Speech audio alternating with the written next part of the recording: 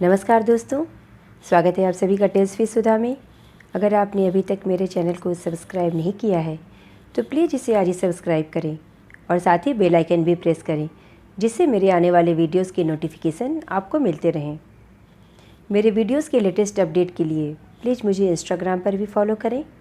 आज मैं मुंशी प्रेमचंद की एक और रचना आपके लिए लेकर आई हूँ। कहानी का शीर्षक है दुर्गा का मंदिर। तो चलिए आज की कहानी शुरू करते हैं। बाबू ब्रजनाथ कानून पढ़ने में मग्न थे और उनके दोनों बच्चे लड़ाई करने में। श्यामा चिल्लाती कि मुन्नू मेरी गुड़िया नहीं देता। मुन्नू रोता था कि श्यामा ने मेरी मिठाई खा ली। ब्रजनाथ ने क्रुद्ध होकर अपनी पत्नी भामा से कहा, तुम इन दुष्टों को यहाँ से हटाती हो कि नहीं? नहीं तो मैं एक एक की खबर लेता हूँ। भामा चूल्हे में आग जला रही थी। बोली, अरे तो अब क्या संध्या को भी पढ़ते ही रहोगे? जरा दम तो ले लो। ब्रजनाथ ने कहा, उठा तो न जाएगा, वही बैठी बैठी कानून बघारोगी। अभी एक आध को पटक दूंगा तो वहीं से गरजती हुई आओगी कि हाय हाय बच्चे को मार डाला। भामा बोली, तो मैं कुछ बैठी या सोई तो नहीं हूँ।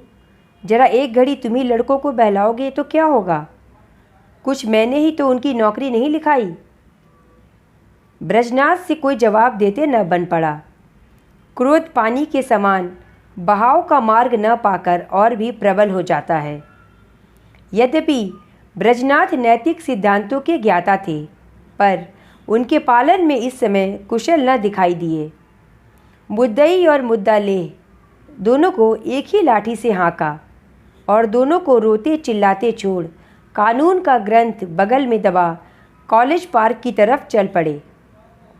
सावन का महीना था। आज कई दिन के बाद बादल हटे थे। हरे भरे वृक्ष सुनहरी चादर ओढ़े खड़े थे। मृदु समीर सावन का राग गाता था और बगुले डालियों पर बैठे हिंडोले झूल रहे थे। ब्रजनाथ एक बेंच पर आ बैठे और किताब खोली। लेकिन इस ग्रंथ की अपेक्षा प्रकृति ग्रंथ का अवलोकन अधिक चित्ताकर्षक था। कभी आसमान को पढ़ते थे, कभी पत्तियों को, कभी छविमयी हरियाली को और कभी सामने मैदान में खेलते हुए लड़कों को। एकाएक उन्हें सामने घास पर कागज की एक पुड़िया दिखाई दी। उन्हें जिज्ञासा हुई, देखें इसमें क्या है? परंतु बुद्धि ने कहा, तुमसे मतलब, पड़ी रहने दो। लेकिन जिज्ञासा रूपी माया की जीत हुई। ब्रजनाथ ने उठकर पुड़िया उठा ली। कदाचित किसी के पैसे पुड़िया में लिपटे गिर पड़े थे। खोल कर देखा, गिन्नियाँ थीं। गिना तो पूरे 8 निकले। कुतूहल की सीमा न रही। ब्रजनाथ की छाती धड़कने लगी। 8 गिन्नियाँ हाथ में लेकर सोचने लगे, इन्हें क्या करूं? अगर यही रख दूं तो न जाने किसकी नज़र पड़े, न मालूम कौन उठा ले जाए। नहीं, यहाँ रखना उचित नहीं। चलकर थाने में इत्तला कर देता हूँ और ये गिन्नियाँ थानेदार को सौंप देता हूँ। जिसके होंगे वह खुद ही ले जाएगा, या उसको ना भी मिले तो मुझ पर कोई दोष न रहेगा। मैं तो अपने उत्तरदायित्व से मुक्त हो जाऊँगा। परंतु माया ने पर्दे की आड़ से मंत्र मारना शुरू किया। वह थाने नहीं गए। सोचा, चलूं, भामा से एक दिल्लगी करूं। भोजन तैयार होगा, कल इत्मीनान से थाने जाऊंगा। भामा ने गिन्नियाँ देखीं तो हृदय में एक गुदगुदी सी हुई। पूछी, किसकी हैं ये गिन्नियाँ? ब्रजनाथ बोले, मेरी। भामा ने कहा, चलो मुझे मत बनाओ। ब्रजनाथ ने कहा, मुझे पड़ी मिली थी। भामा ने कहा, झूठ, ऐसे ही भाग्य के बली हो तो सच बताओ, कहाँ मिली, किसकी हैं? ब्रजनाथ बोले, सच कहता हूँ, पड़ी मिली हैं। भामा ने कहा, खाओ मेरी कसम। ब्रजनाथ बोले, तुम्हारी कसम। भामा गिन्नियों को पति के हाथ से छीनने की चेष्टा करने लगी। ब्रजनाथ ने कहा, क्यों छीनती हो? भामा बोली, लाओ मैं अपने पास रख लूँ। ब्रजनाथ ने कहा, रहने दो, मैं इसकी इत्तला करने थाने जाता हूँ। भामा का मुख मलिन हो गया। बोली, पड़े हुए धन की क्या इत्तला? ब्रजनाथ बोले, हाँ और क्या, इन 8 गिन्नियों के लिए क्या मैं अपना ईमान बिगाड़ूंगा? भामा बोली, ठीक है, सवेरे चले जाना, इस समय जाओगे तो आने में देरी होगी। ब्रजनाथ ने भी सोचा, यही अच्छा है, थाने वाले रात को तो कोई कार्रवाई करेंगे नहीं। जब गिन्नियों को पड़ा ही रहना है, तब जैसे थाना वैसे मेरा घर। उन्होंने गिन्नियाँ संदूक में रख दी। खा पी कर लेटे तो भामा ने हंसकर कहा, आया धन क्यों छोड़ते हो? लाओ मैं अपने लिए एक गुलबंद बनवा लूँ, बहुत दिनों से जी तरस रहा है। ब्रजनाथ ने तिरस्कार करके कहा, गुलबंद की लालसा में गले में फांसी लगाना चाहती हो क्या? प्रातःकाल ब्रजनाथ थाने के लिए तैयार हुए। कानून का एक लेक्चर छूट जाएगा, कोई हरज नहीं। वह इलाहाबाद के हाई कोर्ट में अनुवादक थे। नौकरी में उन्नति की आशा न देखकर साल भर से वकालत की तैयारी में लगे थे। लेकिन अभी कपड़े पहन ही रहे थे कि उनके मित्र मुंशी गोरेलाल आकर बैठ गए और अपने पारिवारिक दुश्चिंताओं की राम कहानी सुनाने लगे। उन्होंने अत्यंत विनीत भाव से कहा, भाई साहब, इस समय मैं इन झंझटों में ऐसा फंस गया हूँ कि बुद्धि कुछ काम नहीं करती। तुम बड़े आदमी हो, इस समय कुछ सहायता करो। ज़्यादा नहीं, 30 रुपये दे दो, किसी न किसी तरह काम चला लूँगा। आज 30 तारीख है, कल शाम को तुम्हें रुपए मिल जाएंगे। ब्रजनाथ बड़े आदमी तो न थे, किंतु बड़प्पन की हवा बांध रखी थी। यह मिथ्याभिमान उनके स्वभाव की एक दुर्बलता थी। केवल अपने वैभव का प्रभाव डालने के लिए ही वह बहुधा मित्रों की छोटी मोटी आवश्यकताओं पर अपनी वास्तविक आवश्यकताओं को न्यौछावर कर दिया करते थे। लेकिन भामा को इस विषय में उनसे सहानुभूति न थी। इसलिए जब ब्रजनाथ पर इस प्रकार का संकट आ पड़ता था, तब थोड़ी देर के लिए उनकी पारिवारिक शांति अवश्य नष्ट हो जाती थी। उनमें इनकार करने या टालने की हिम्मत न थी। वह सकुचाते हुए भामा के पास गए और बोले, तुम्हारे पास 30 रुपये होंगे ना? मुंशी गोरेलाल मांग रहे हैं। भामा ने रुखाई से कहा, मेरे पास रुपए नहीं हैं। ब्रजनाथ बोले, होंगे तो ज़रूर, बहाना बनाती हो। भामा बोली, ठीक है, बहाना ही सही। ब्रजनाथ ने कहा, तो मैं उनसे क्या कहूँ? भामा बोली, कह दो घर में रुपए नहीं हैं। तुमसे न कहते बने तो मैं पर्दे की आड़ से कह देती हूँ।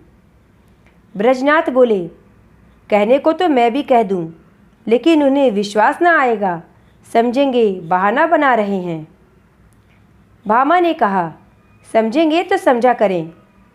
ब्रजनाथ बोले, मुझसे ऐसी बेमुरवती नहीं हो सकती।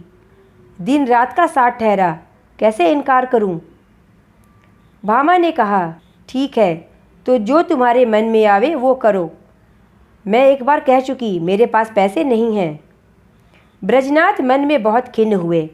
उन्हें विश्वास था कि भामा के पास रुपए हैं, लेकिन केवल मुझे लज्जित करने के लिए इनकार कर रही है।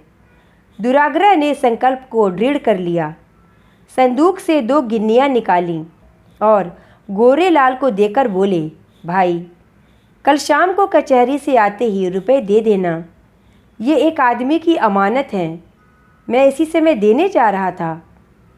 यदि कल रुपए न पहुँचे तो मुझे बहुत लज्जित होना पड़ेगा, कहीं मुंह दिखाने योग्य न रहूँगा।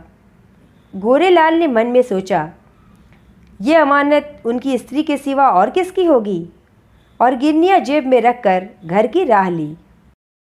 आज 1 तारीख की संध्या है। ब्रजनाथ दरवाजे पर बैठे गोरेलाल का इंतजार कर रहे थे। 5 बज गए, गोरेलाल अभी तक नहीं आए।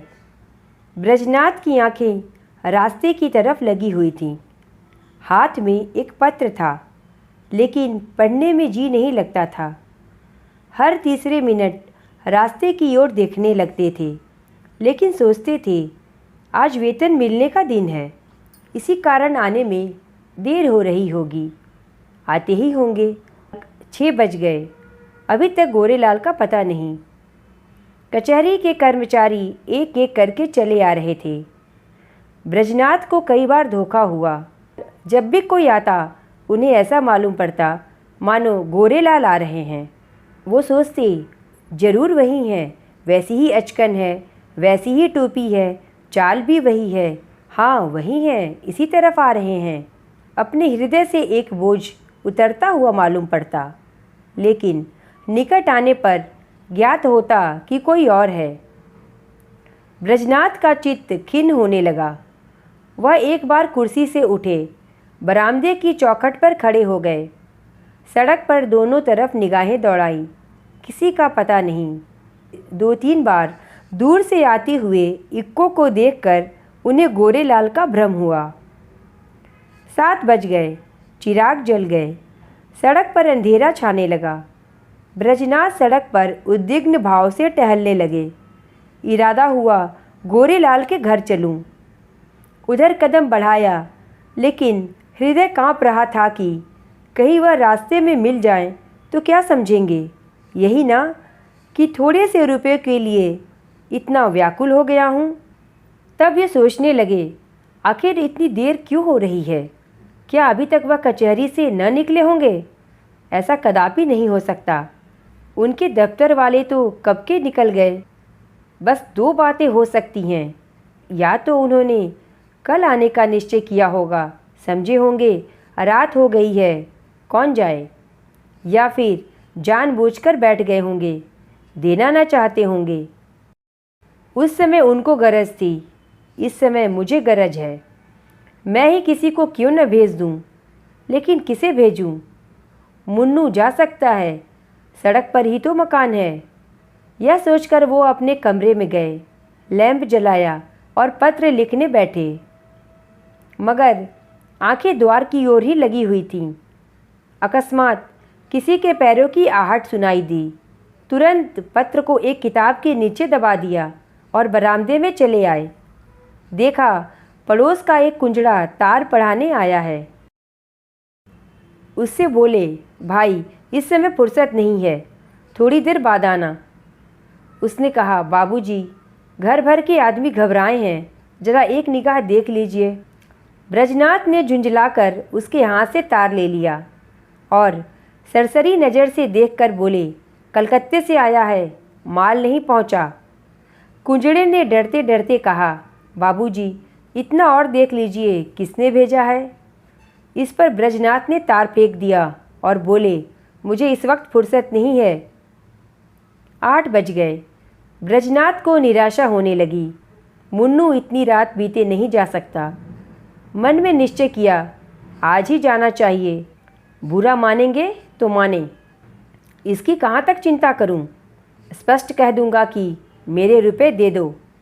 भलमनसी भलमानसों के साथ निभाई जाती है, ऐसे धूर्तों के साथ भलमनसी का व्यवहार करना मूर्खता है।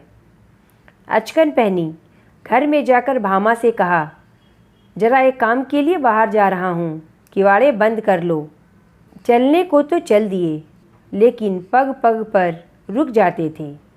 गोरेलाल का घर दूर से दिखाई दिया, लैंप जल रहा था। ठिठक गए और सोचने लगे, चलकर क्या कहूँगा। कहीं उन्होंने जाते जाते रुपए निकाल कर दे दिए तो, और देर के लिए क्षमा मांगी तो मुझे बड़ी झेप होगी। वह मुझे क्षुद्र, ओछा, धैर्यहीन समझेंगे। नहीं, रुपयों की बातचीत नहीं करूँगा। कहूँगा, भाई घर में बड़ी देर से पेट दर्द कर रहा था, तुम्हारे पास पुराना तेज सिरका तो नहीं है? नहीं, यह बहाना कुछ भद्दा सा प्रतीत होता है। साफ कलई खुल जाएगी। इस झंझट की ज़रूरत ही क्या है?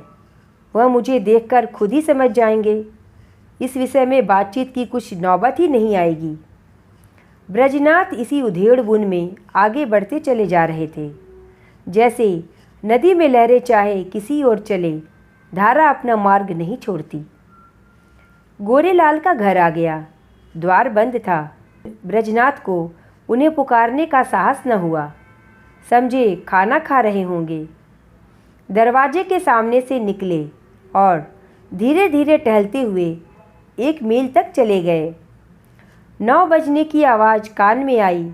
गोरेलाल भोजन कर चुके होंगे, यह सोचकर लौट पड़े। लेकिन द्वार पर पहुँचे तो अंधेरा था। वह आशारूपी दीपक बुझ गया था। 1 मिनट तक दुविधा में खड़े रहे। क्या करूं? इतनी जल्दी थोड़े ही सो गए होंगे। दबे पांव बरामदे पर चढ़े। द्वार पर कान लगाकर सुना। चारों ओर ताक रहे थे कि कहीं कोई देख न ले। कुछ बातचीत की भनक कान में पड़ी। ध्यान से सुना। गोरेलाल की स्त्री कह रही थी, रुपए तो सब उठ गए, ब्रजनाथ को कहाँ से दोगे? गोरेलाल ने उत्तर दिया, ऐसी कौन सी उतावली है, फिर दे देंगे। और दरखास्त दे दी है, कल मंजूर हो जाएगी। 3 महीने बाद लौटेंगे, तब देखा जाएगा। ब्रजनाथ को ऐसा जान पड़ा मानो मुंह पर किसी ने तमाचा मार दिया हो। क्रोध और नैराश्य से भरे हुए बरामदे से उतर गए। घर चले तो कदम सीधे न पड़ते थे, जैसे कोई दिन भर का थका मांदा पथिक हो। ब्रजनाथ रात भर करवटें बदलते रहे। कभी गोरेलाल की धूर्तता पर क्रोध आता था तो कभी अपनी सरलता पर। उन्होंने सोचा, मालूम नहीं किस गरीब के रुपए हैं, उस पर क्या बीती होगी। लेकिन अब क्रोध या खेद से क्या लाभ।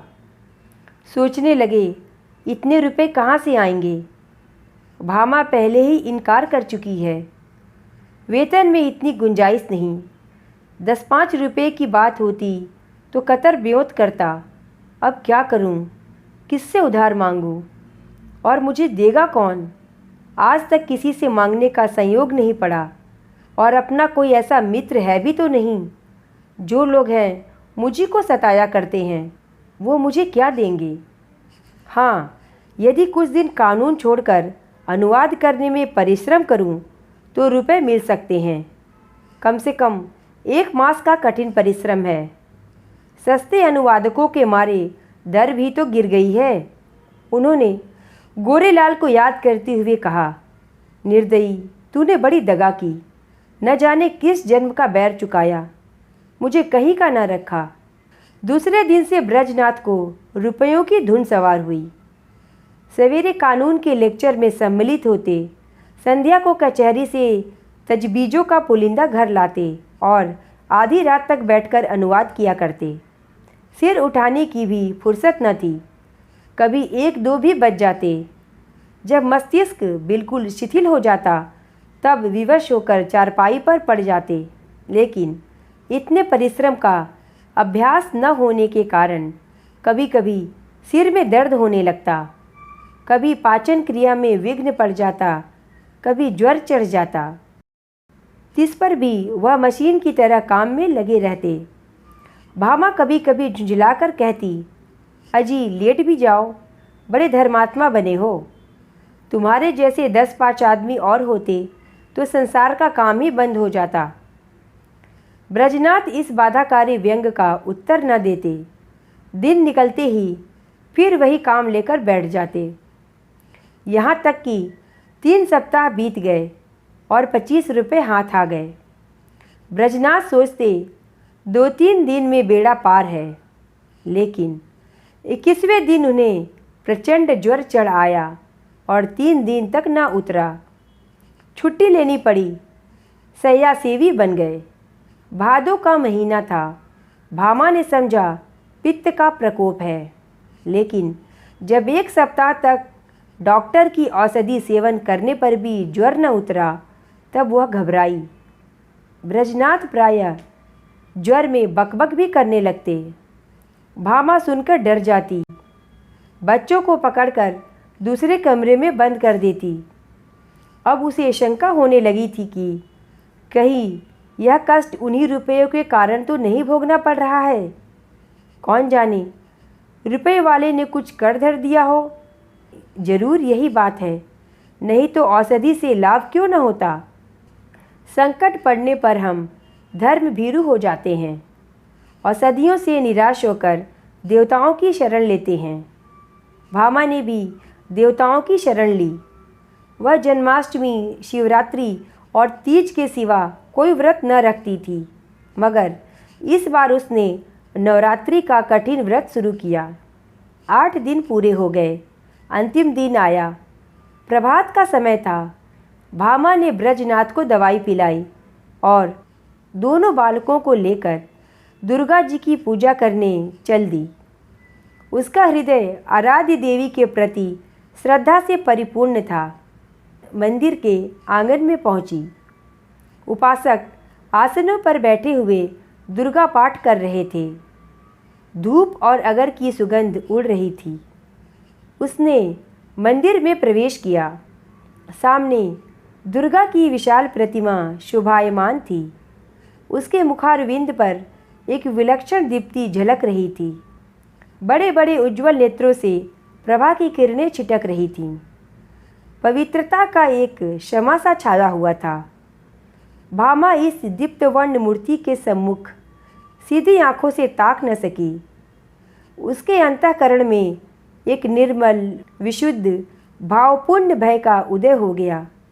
उसने आंखें बंद कर ली, घुटनों के बल बैठ गई और हाथ जोड़कर करुण स्वर से बोली, माता, मुझ पर दया करो। उसे ऐसा ज्ञात हुआ मानो देवी मुस्कुराईं। उसे उन दिव्य नेत्रों से एक ज्योति सी निकलकर अपने हृदय में आती हुई मालूम हुई। उसके कानों में देवी के मुंह से निकले ये शब्द सुनाई दिए, पराया धन लौटा दे, तेरा भला होगा। भामा उठ बैठी। उसकी आंखों में निर्मल भक्ति का आभास झलक रहा था। मुखमंडल से पवित्र प्रेम बरस रहा था। देवी ने कदाचित उसे अपनी प्रभा के रंग में डुबो दिया था। इतने में दूसरी एक स्त्री आई। उसके उज्ज्वल केश बिखरे और मुरझाए हुए चेहरे के दोनों ओर लटक रहे थे। शरीर पर केवल एक श्वेत साड़ी थी। हाथ में चूड़ियों के सिवा और कोई आभूषण न था।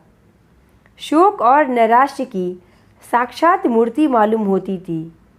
उसने भी देवी के सामने सिर झुकाया और दोनों हाथों से आंचल फैलाकर बोली, देवी, जिसने भी मेरा धन लिया हो उसका सर्वनाश करो। जैसे सितार मिजराब की चोट खाकर थरथरा उठता है, उसी प्रकार भामा का हृदय अनिष्ट के भय से थरथरा उठा। ये शब्द तीव्र शर के समान उसके कलेजे में चुभ गए। उसने देवी की ओर कातर नेत्रों से देखा। उनका ज्योतिर्मय स्वरूप भयंकर था। नेत्रों से भीषण ज्वाला निकल रही थी। भामा के अंतःकरण में सर्वत्र आकाश से, मंदिर के सामने वाले वृक्षों से, मंदिर के स्तंभों से, सिंहासन के ऊपर जलते हुए दीपक से और देवी के विकराल मुंह से ये शब्द निकलकर गूंजने लगे, पराया धन लौटा दे, नहीं तो तेरा सर्वनाश हो जाएगा। भामा खड़ी हो गई और उस वृद्धा से बोली, क्यों माता, तुम्हारा धन किसी ने ले लिया है क्या? वृद्धा ने इस प्रकार उसकी ओर देखा मानो डूबते को तिनके का सहारा मिला। बोली, हाँ बेटी। भामा ने पूछा, कितने दिन हुए? वृद्धा ने कहा, कोई 1.5 महीना। भामा पूछी, कितने रुपए थे? वृद्धा ने बताया, पूरे 120। भामा ने जानना चाहा, कैसे खोए? वृद्धा ने बताया, क्या जाने, कहीं गिर गए। मेरे स्वामी पलटन में नौकर थे। आज कई बरस हुए वह परलोक सिधारे। अब मुझे सरकार से 60 रुपये सालाना पेंशन मिलती है। अब की 2 साल की पेंशन एक साथ ही मिली थी। खजाने से रुपए लेकर मैं आ रही थी। मालूम नहीं कब और कहाँ गिर पड़े। 8 गिन्नियाँ थीं। भामा ने कहा, अगर वे तुम्हें मिल जाएं तो क्या दोगी? वृद्धा ने कहा, अधिक नहीं, उसमें से 50 रुपये दे दूंगी। भामा बोली, रुपए क्या होंगे, कोई उससे भी अच्छी चीज़ दो। वृद्धा बोली, और क्या दूँ बेटी, जब तक जीऊँगी तुम्हारा यश गाऊंगी। भामा ने कहा, नहीं, इसकी मुझे आवश्यकता नहीं। वृद्धा बोली, बेटी, इसके सिवा मेरे पास और क्या है? भामा ने कहा, मुझे आशीर्वाद दो, मेरे पति बीमार हैं, वह अच्छे हो जाएं।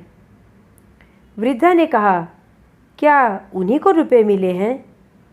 भामा बोली, हाँ, उसी दिन से वह तुम्हें खोज रहे हैं।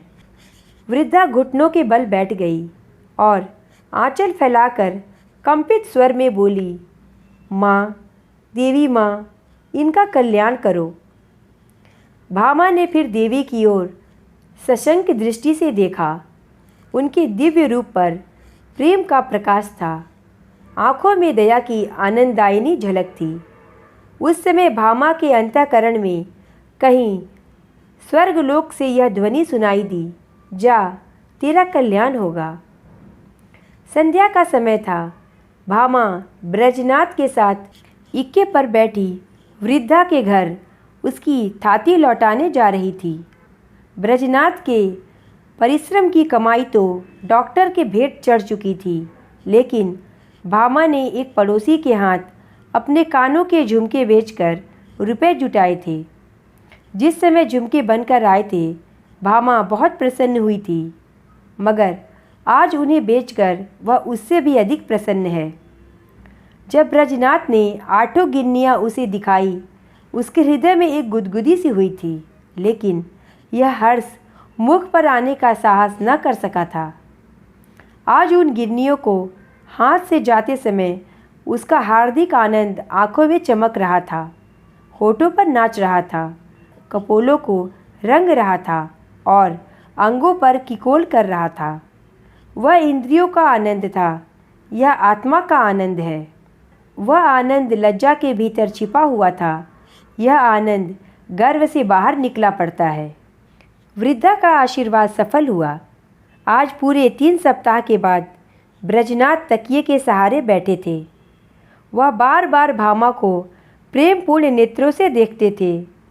वह आज उन्हें देवी मालूम होती थी। अब तक उन्होंने उसके बाह्य सौंदर्य की शोभा देखी थी, मगर आज वह उसका आत्मिक सौंदर्य देख रहे थे। वृद्धा का घर एक गली में था। इक्का सड़क पर जाकर ठहर गया। ब्रजनाथ इक्के पर से उतरे और अपनी छड़ी टेकते हुए भामा के हाथों के सहारे वृद्धा के घर पहुँचे। वृद्धा ने रुपए लिए और दोनों हाथ फैलाकर आशीर्वाद दिया, दुर्गा माँ तुम्हारा कल्याण करे। वृद्धा का वर्णहीन मुख वैसे ही खिल गया जैसे वर्षा के बाद वृक्षों की पत्तियां खिल जाती हैं। सिमटा हुआ अंग फैल गया, गालों की झुर्रियाँ मिट गईं। ऐसा मालूम पड़ता था मानो उसका कायाकल्प हो गया। वहाँ से आकर ब्रजनाथ अपने द्वार पर बैठे हुए थे कि तभी गोरेलाल आकर बैठ गए। ब्रजनाथ ने मुंह फेर लिया। गोरेलाल बोले, भाई साहब, कैसी तबीयत है? ब्रजनाथ बोले, बहुत अच्छा हूँ। गोरेलाल ने कहा, मुझे क्षमा कीजिएगा, मुझे इसका बहुत खेद है कि आपके रुपए देने में इतना विलंब हुआ। 1 तारीख को ही घर से एक आवश्यक पत्र आ गया और मैं किसी तरह 3 महीने की छुट्टी लेकर घर भागा। वहाँ की विपत्ति कथा कहूँ तो समाप्त न होगी, लेकिन आपकी बीमारी का शोक समाचार सुनकर आज भागा चला आ रहा हूँ। ये लीजिए, रुपए हाजिर हैं। इस विलंब के लिए अत्यंत लज्जित हूँ। ब्रजनाथ का क्रोध शांत हो गया। विनय में कितनी शक्ति है। बोले, जी हाँ, बीमार तो था, लेकिन अब ठीक हो गया हूँ। यदि इस समय आपको असुविधा हो तो रुपए बाद में दीजिएगा। मैं अब उऋण हो गया हूँ, कोई जल्दी नहीं है। गोरेलाल विदा हो गए तो ब्रजनाथ रुपए लिए हुए भीतर आए और भामा से बोले, ये लो अपने रुपए, गोरेलाल दे गया है। भामा ने कहा, ये रुपए मेरे नहीं, उस वृद्धा के हैं। एक बार पराया धन लेकर सीख गई। ब्रजनाथ ने कहा, लेकिन वृद्धा के पूरे रुपए तो हमने लौटा दिए। भामा ने कहा, दे दिए तो क्या हुआ, ये उसकी आशीर्वाद के न्यौछावर हैं। ब्रजनाथ बोले, कान के झुमके कहाँ से आवेंगे? भामा बोली, झुमके न रहेंगे तो ना सही, सदा के लिए कान तो हो गए। तो यह थी आज की कहानी दुर्गा का मंदिर। आपको यह कहानी कैसी लगी मुझे कमेंट करके ज़रूर बताएं, और अगर पसंद आई हो तो प्लीज़ इसे लाइक और शेयर करें और मेरे चैनल को सब्सक्राइब करें। धन्यवाद।